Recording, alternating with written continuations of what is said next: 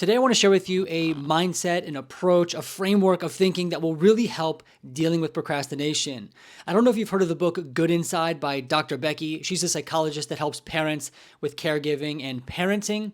And you might be thinking, well, what are you going to share with me from a parenting book that can help me with procrastination? Well, today, as I was listening to the book, something that she talked about struck me. And I was like, yes, this right here, this can actually apply to people dealing with procrastination. Now, Dr. Becky has this way of thinking called the GMI, the MGI, the most generous interpretation. Let me break down what she means by this. She says that when we observe something or we see something, that we often will go to some sort of negative interpretation. This is the example she uses. If we see a child having a tantrum, many people will initially have this kind of interpretation. What's wrong with that child? What are they doing? Why are they like that? What's the matter with them? Now, even as I say that, you can just tell that that kind of interpretation is not good. It's not helpful. It's not going to help you approach that child with compassion. And ultimately, it's not going to help you help the child, right? So she's saying that we should practice using a generous interpretation. She calls this the MGI. So in that example, it might look like this. That's a good child having a hard time, right? That's the example she uses. So then how does this relate to people dealing with procrastination? Well, in my work over and over again, not only do people deal with the actual issue of procrastination, being late to get things done, feeling rushed, they often feel really bad about themselves. They say things like, I'm lazy, I'm stupid, I never get things done, what's wrong with me? And they often have an interpretation that's not generous at all. In fact, it's riddled with shame and guilt and self-blame. And when we have an interpretation like that, it makes us feel even worse. It doesn't help us to improve. It doesn't help us to have any self-compassion.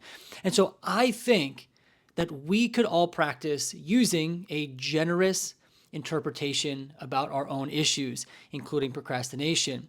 Let's go through a quick example of what that might look like. I just shared some of the negative interpretations, but what is a positive or a generous interpretation when we're thinking about procrastination? Now, let's imagine I just procrastinated on writing a work email. I sent it late. I wasted time. I rushed. It just felt bad. I might say, oh, I'm so lazy. I'm so stupid. What's wrong with me? Feel guilty, want to give up, not motivated to work on it. Or I can say, you know what? I am a hard worker. I have gotten things done. I have overcome challenges before. And this procrastination thing, this is hard for me. I have a hard time getting things done on time. I have difficulty getting motivated. And with some practice and support, I can improve. I can get better. I am a hard worker, and I'm having a hard time getting things done. And then from there, we can go even further. We can look at the reasons for why it's hard. Maybe you're dealing with ADHD, and it's the way your brain is wired. Maybe there is tremendous amounts of fear that you have from childhood.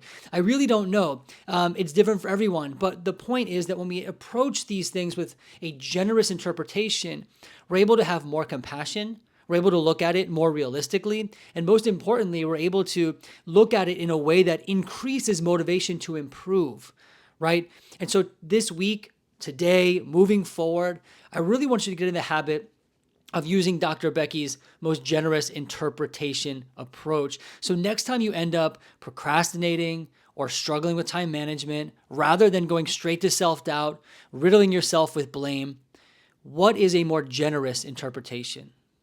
You are a hard worker and you're having a difficult time with this. You can get things done and you struggle with procrastination. And with some support, you can improve. With some practice, you can get better. And so I wanted to encourage you with that today. So be more generous with yourself. I hope you found this video helpful. Hope you found it informative. And oh yes, I almost forgot. I actually host a community. It's a community, a coaching community. Inside of that community, we support one another. So we have discussion forums, we have focus hour sessions, which are live streaming sessions where we set aside time to work on tasks that we often procrastinate. We have group coaching calls, and we have a video library. There's a lot there. And inside that community, we're always using the most generous interpretation approach because that's the way we lead to change. If you want to join that, you can do it totally for free for 30 days without having to use any credit card information. The link for that will be down below in the description. Other than that, I hope you have a great rest of your day, and I'll see you in the next video.